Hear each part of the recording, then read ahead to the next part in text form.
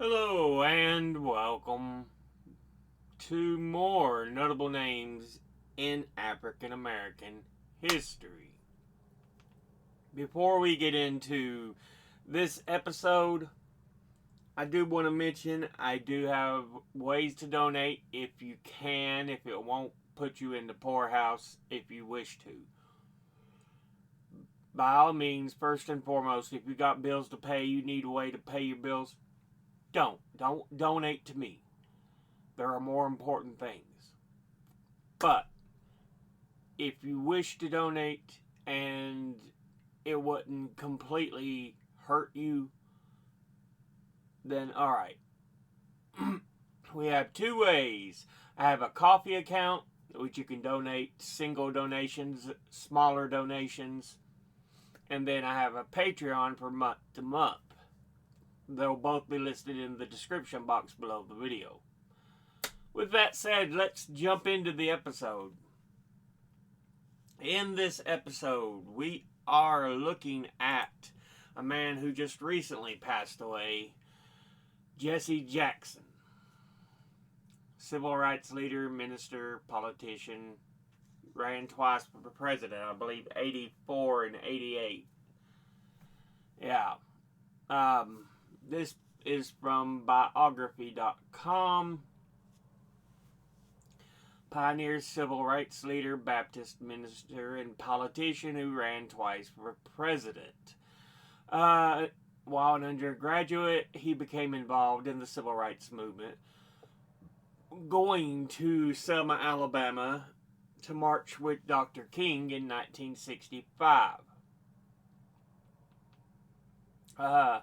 He later became a leading national spokesman for African Americans in the 80s and appointed special envoy to Africa before being awarded the Presidential Medal of Freedom in 2000. In late 2017, he announced that he had been diagnosed with Parkinson's disease, which sadly he passed away from just recently. He was born Jesse Louis Burns on October the 8th, 1941 in Greenville, South Carolina. His parents, Helen Burns and Noah Robinson, were neighbors but never married. So, yeah. A year after Jesse's birth, his mother married Charles Henry Jackson. So why he went from Burns to Jackson. A post office maintenance worker who later adopted Jesse. In the small black and white people divided town of Greenville, a young Jackson learned early that what segregation looked like. He and his mother had to sit at the back of the bus while his black elementary school lacked the amenities the town's white people elementary school had. Common thing you would see. It's a big reason for the civil rights era, why people were fighting for equal rights, because there was clearly nothing equal. Even though many states argued the idea of separate but equal, it wasn't. It was just separate. There was no equal about it. There was no grass in the yard. I couldn't play, couldn't roll over because our schoolyard was full of sand, and if it rained, it turned into red dirt. Jackson, though, showed promise and potential. His biological father would recall that he always seemed kind of special. Jesse was an unusual kind of fella, even when he was just learning to talk. He would say he's going to be a preacher. He would say, I'm going to lead people through the rivers of the water. In school, Jackson was a good student and an exceptional athlete. He was elected class president in the fall of '59. He attended the University of Illinois on a football scholarship. But he spent just a year at the largely white school before transferring to North Carolina A&T, the Agricultural and Technical College of North Carolina, now known as North Carolina A&T State University in Greensboro, where he got involved in local civil rights demonstrations.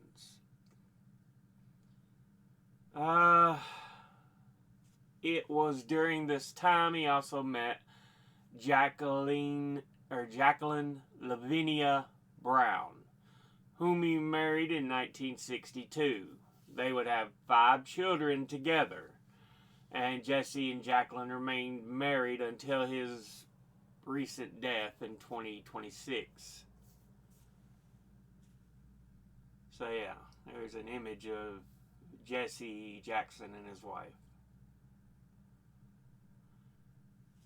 In 1964, Jackson graduated from college with a degree in sociology, and the next year he went to Selma, Alabama to march with Dr. King. I believe it was across the Edmund Pettus Bridge, is that particular march they took. Eventually becoming a worker in King's Southern Christian Leadership Conference, the SCLC. Again, I have a whole playlist about where I read Dr. King's speeches and writings, and SCLC is mentioned a lot. But yeah, in 1966, he moved his young family to Chicago, where he did graduate work at the Chicago Theological Seminary. And he never finished his studies, but was later ordained a minister of a Chicago church. He made a decision to leave school in order to work for King, who was impressed with the young leader's drive and passion, appointed him the director of Operation Breadbasket, an economic arm of the SCLC. One thing it seems like our governments forgot or don't care. You can do so much more by helping people than making enemies. But they're like, no, helping people takes work.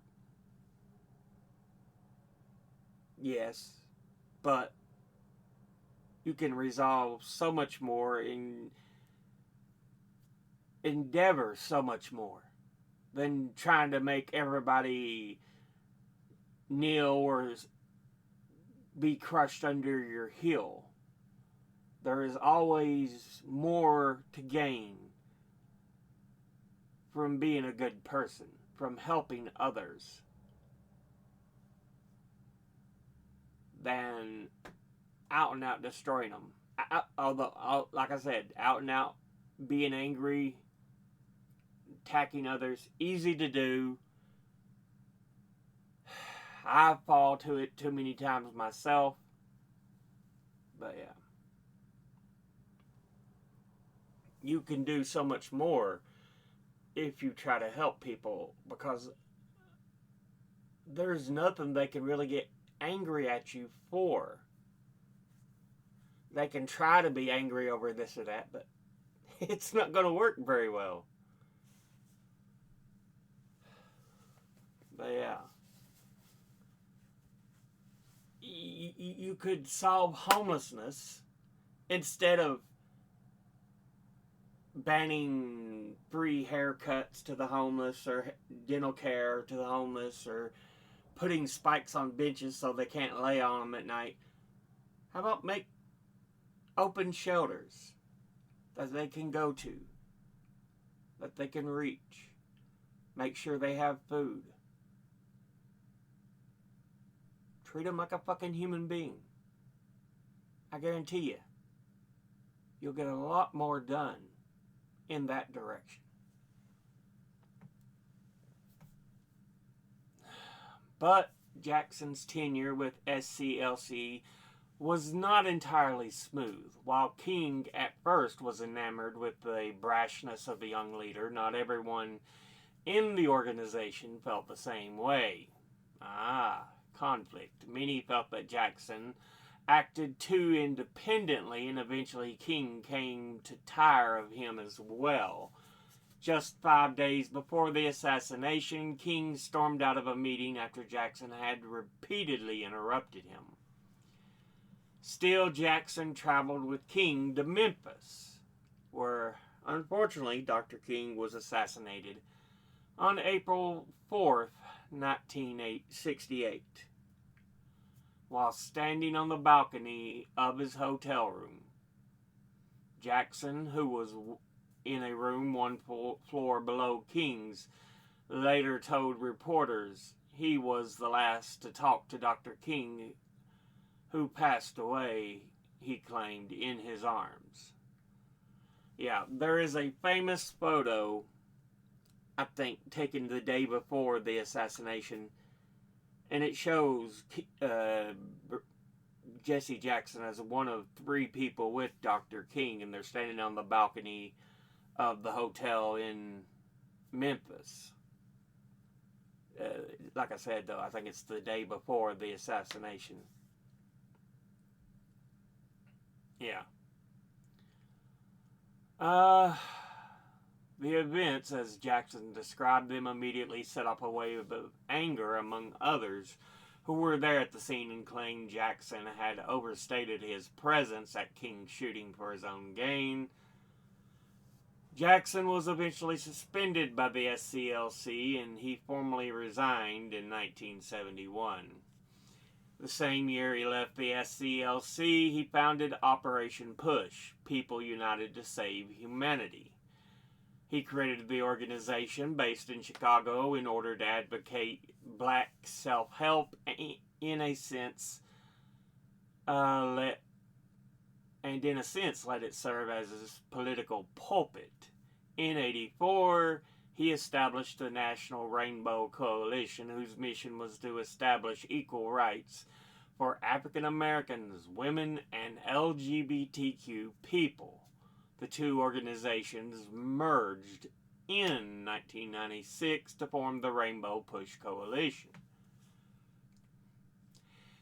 His national profile would increase, and so did his political involvement. Beginning in the late 70s, he began traveling around the world to mediate or spotlight problems and disputes. He visited South Africa in 1979 and spoke out against the country's apartheid policies, and later traveled to the Middle East to throw his support behind the creation of a Palestinian state. He also got behind democratic efforts in the small island nation of Haiti. In 1984, he became only the 2nd African American, after Shirley Chisholm, to make a national run for the U.S. presidency. The campaign was historic in terms of success.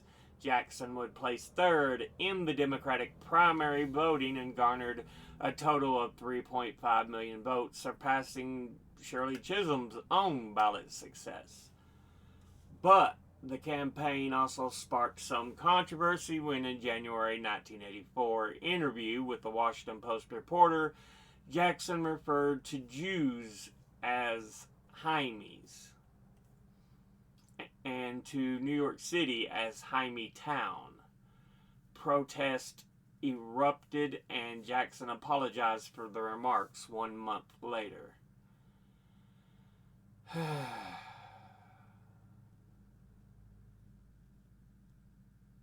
Really?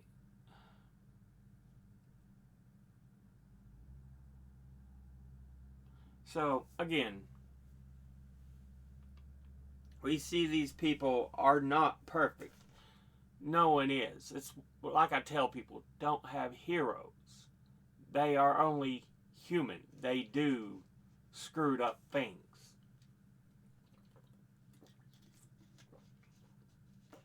These things do happen. It's not an excuse, but yeah. In 1988, he made a second presidential run, this time finishing second in the Democratic primaries to Governor Michael Dukakis, winning more than 7 million votes. Jackson would decline to run for the presidency again and continued to be a force on the political stage, pushing for African American rights and serving as a featured speaker at Democratic conventions, and in 1990 won his first election when he captured one of two special unpaid statehood senator posts created by the Washington City Council in order to lobby the U.S. Congress for statehood for the District of Columbia. Yeah. D.C. should be allowed statehood. It's got a bigger population than some states. It's pushed for statehood for a while. It makes more money than some states. So yeah, honestly, it should be a state because it's completely separate from the area of Maryland it's in. I know it's inside the border of Maryland and on the river border with Virginia, but it is its own territory. And yeah, it should be a state. Jackson was occasionally the subject of a few controversies over the years. In 2001, it was revealed he had fathered a daughter named Ashley in 1999 out of wedlock with his former staffer, Karen Stanford. And 7 years later, during the Senator Barack Obama's campaign for U.S. presidency, a firestorm erupted after he accused Obama of talking down to black people and he would apologize for the remarks. Still, there was no denying his impact on American politics and civil rights, and in 2000 would be awarded the Presidential Medal of Freedom by Clinton. The same year, he received a Master of Divinity degree from Chicago Theological Seminary. A noted author, his books include Straight from the Heart, and Legal Lynching, Racism, Injustice, and the Death Penalty. In 2017, he revealed that he had been diagnosed with Parkinson's disease. I read in one of the news articles it was something similar to Parkinson's disease, but not necessarily Parkinson's disease, so, okay. My family and I began to notice changes about 3 years ago, he wrote in a statement at the time. After a battery of tests, my physicians identified the issue as Parkinson's disease, a disease that bested my father. And he would add that he viewed his diagnosis as a signal that I must make lifestyle changes and dedicate myself to physical therapy in hopes of slowing the disease's progression. Yeah, it could be Parkinson's then because, yeah, it can be passed down family lines. Woody Guthrie, he suffered Parkinson's disease late in his life because it's something his mother had died from. So yeah. While facing health issues, Jackson continued his activism later in life with the Black Lives Matter movement, even appearing at the 2021 trial of 3 white men convicted of killing Ahmaud Arbery. He eventually stepped down as the president of the Rainbow Push Coalition in 2023 and made his final public appearance in 2024 Democratic National Convention in Chicago. He would die on February 17th, 2026 at the age of 84. He had previously been hospitalized in November 2025 to treat his progressive supranuclear palsy, a serious neurodegenerative disease. See, they list it as something other than Parkinson's, unless that's just a form of Parkinson's. Again, I don't know. I'm not a doctor. Jackson will be remembered as a pioneering civil rights leader who advocated for a diverse alliance of various marginalized groups and is survived by his wife and 6 children. Always, we need diversity. And unfortunately, there's a lot of Nazis out there, neo-Nazis, that are like, the white race is being disappeared. It don't matter about the race. It's a made-up thing. It's just freaking melanin in the skin. A handful of minute traits. All in all, everybody's a fucking human. And besides, the white race ain't being destroyed. That's BS, a line in itself. Here's from Britannica. One of the most significant leaders of the 20th century American civil rights movement, reputation as a peacemaker, troublemaker, groundbreaker, and iconoclast that helped pave the way for progressive policies of Obama, AOC, and Sanders in the 21st century. Yeah.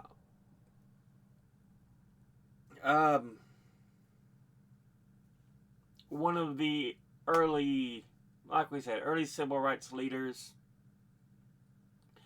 was right by King's side for a while. But yeah, sometimes being so outspoken, he would get himself in trouble at times.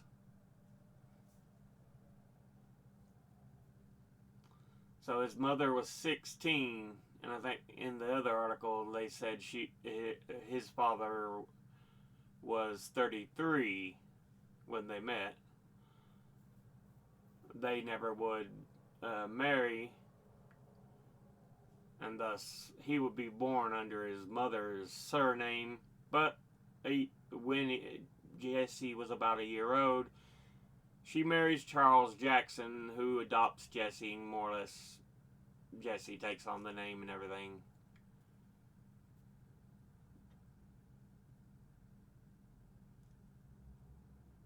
So yeah.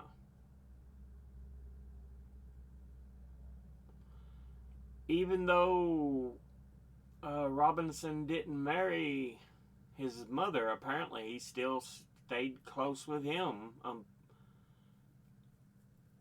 Saying upon his death in 1987, people say I had a father deficit, when in truth I had a father surplus.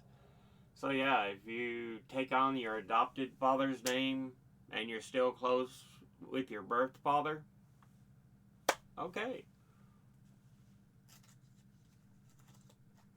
Yeah, product of the Jim Crow South. He was born and raised in that era.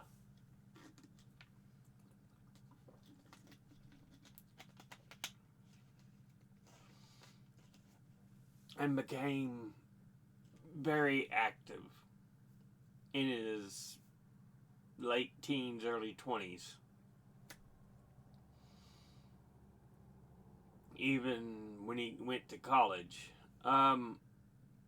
His activism took root in Greenville when in 1960 he led a group that had become known as the Greenville Aid in a peaceful read-in at the city's segregated library.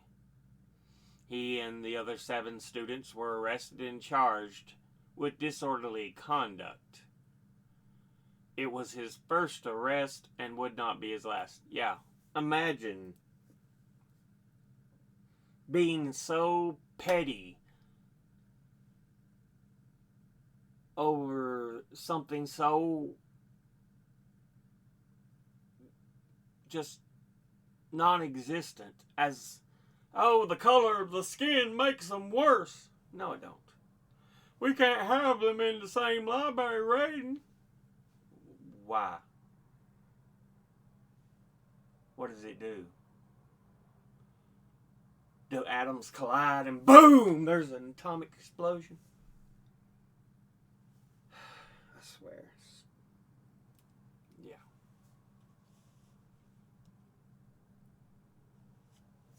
Anyway, talked about him attending the University of Illinois, but leaving, and then attending University of North Carolina A&T and receiving his bachelor degree in sociology.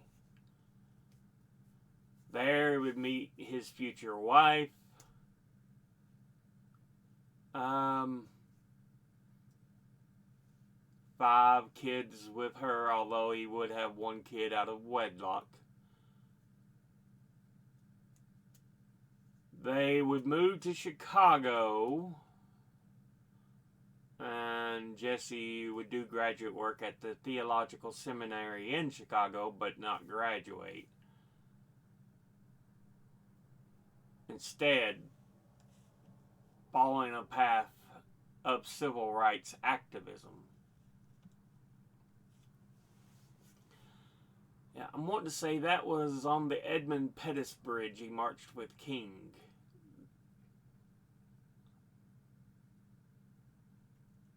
Anyway, yeah, 65, he went to Selma to march with King, and at the age of 23, he had confidence that King, as well as one of his top lieutenants, Andrew Young, couldn't help but notice. King put him in charge of Operation Breadbasket for the SCLC. Like I said, you're always going to do more with an act of kindness and peace than you ever will with an act of hate.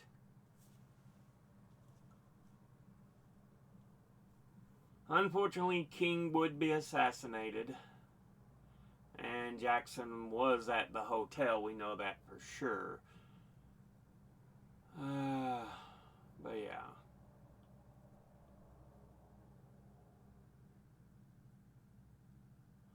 Jackson, along with Young and Ralph Abernathy and others, were at the Lorraine Motel when the shot rang out.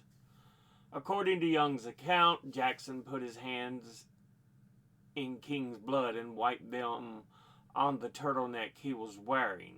He wore that shirt for the next several days, including during national television interviews, during which he recounted cradling King as he died.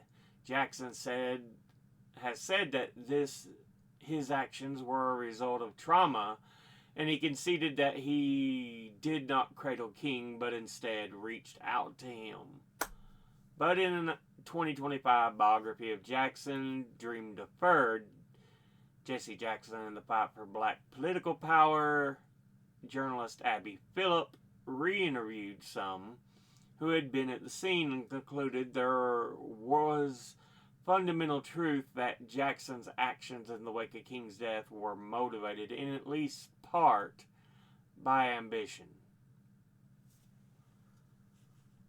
So, again, controversy, but still you can say that night clearly, or that day, he was clearly there.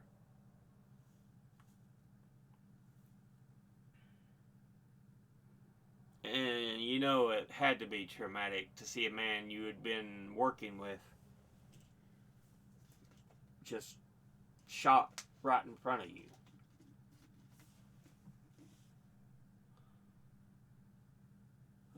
In 1971, Jackson left Operation Breadbasket after a dispute with the SCLC's Abernathy. Yeah, again, Abernathy is an individual you'll see over and over when it comes to King. Again, the playlist I have reading the speeches and writings of Dr. King. Abernathy is mentioned a good handful of times. So it's a name you will be familiar with. You search more on King, so. The two had a fractious relationship since King's assassination, and Jackson defied Abernathy's order to move Breadbasket from Chicago to Atlanta. When Abernathy raised questions about the financial dealings of Operation Breadbasket, Jackson announced his resignation and plans to start his own organization. Operation Push was born. And PUSH stood for People United to Save Humanity, was later changed to People United to Serve Humanity.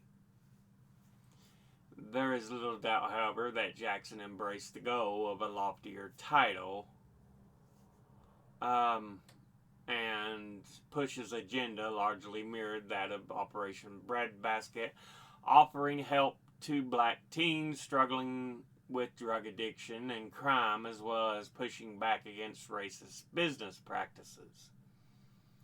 PUSH was behind a number of successful boycotts of major companies whose policies hurt black entrepreneurs and consumers, including Coca-Cola, Burger King, and Revlon.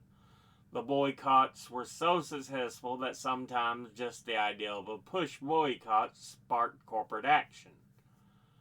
When Jackson reported to Standard Oil that white station owners paid less for gas than black owners, the company began an investigation. Those who don't know, Standard Oil would be split up eventually, and you would get the companies like Exxon out of it.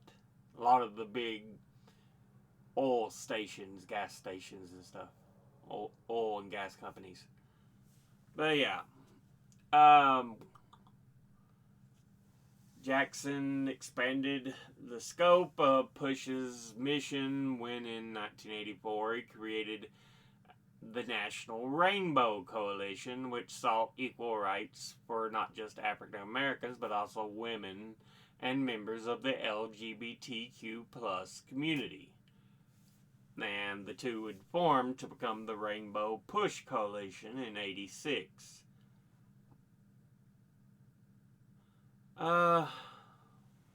But the theme of Jackson's tendency to think about the big picture without focusing on the details recurred with his management of PUSH.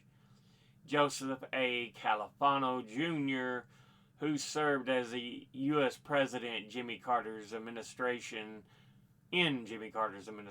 and helped PUSH get federal funding for its programs, described the issue in his book Governing America. The problem with Jackson's program was his inability to sustain its momentum when he was not present, its dependence upon his charisma. For Jackson's part, he acknowledged and embraced his role, describing his management style somewhat famously as, "I'm a tree shaker, not a jam maker." So, yeah. When Chicago elected Harold Washington as its first black mayor in 1983, Jackson flooded the national coverage despite not having played a significant role in Washington's campaign.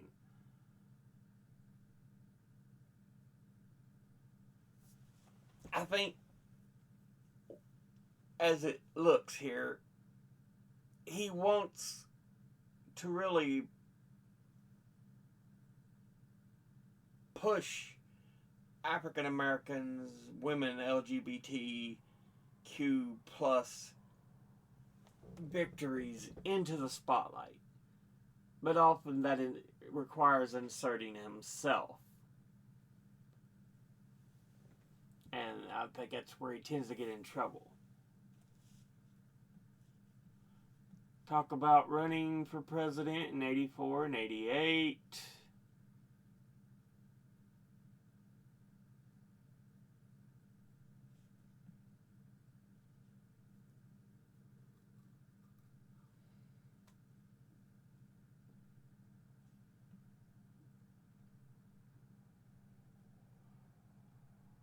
Here's an image of him crying when the first black president is ever elected, Barack Obama.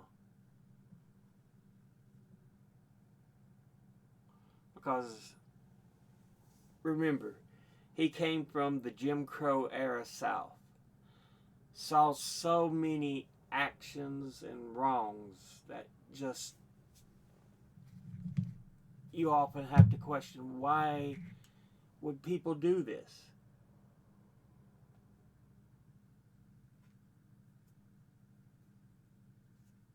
But yeah, he would finally see the first black president ever after coming from that era.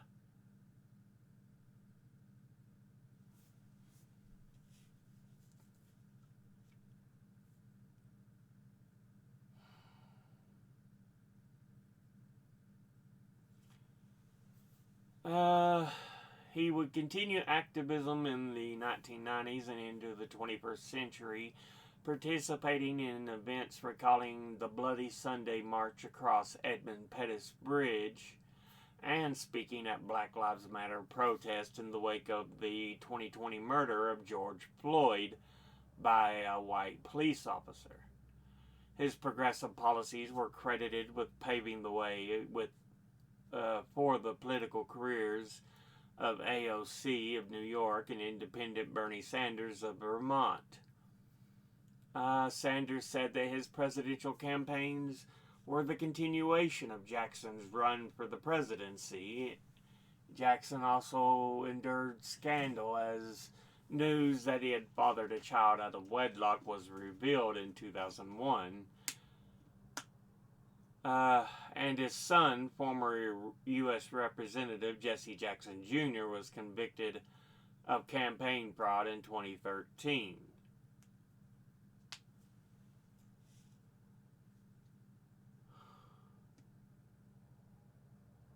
In 2008, when it became clear another black community organizer from Chicago would break down a barrier that Jackson could not cross, Jackson was not always supportive of Obama. At one point, he accused the senator of Illinois of talking down to black people. But when Obama's election as the country's first black president became clear on November 4, 2008, Jackson was in Chicago's Grant Park, and a photographer captured an image of the 67-year-old civil rights leader's tear-stained face, as it would become one of the most iconic images of that historic night. And then talking about him being diagnosed with Parkinson's, and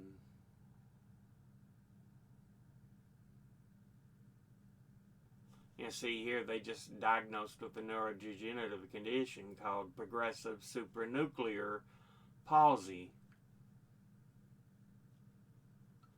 though they say it was Parkinson. I don't think they're the same things, but not a doctor, I don't know what to tell you. But yeah, Jesse Jackson.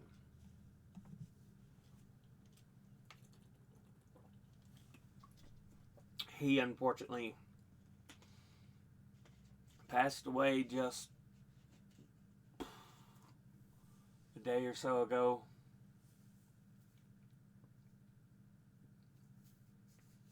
So yeah, as of the filming of this video,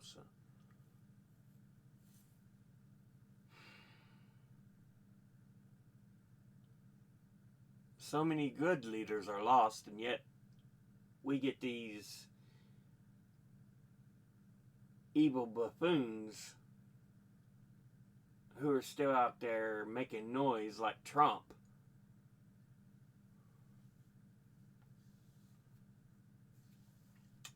And it's like, is there really a God? Is there really? You know. But hey, maybe it's just, I don't know. You know they can't live forever, but there's some people you're like, we need you around a little longer. A little longer.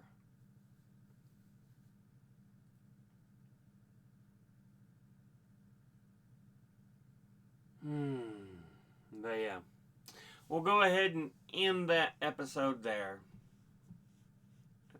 As always, educate thyself. Think, read, study, learn. Someone tells you something you have trouble believing, ask them to cite their sources. And they better not just be some blog post or tinfoil hat wearing research. Don't need that. We need actual sources. I'll be putting my links and sources in the description box below the video. But thank you all for watching. I'll see you all in the next one. Until then, later.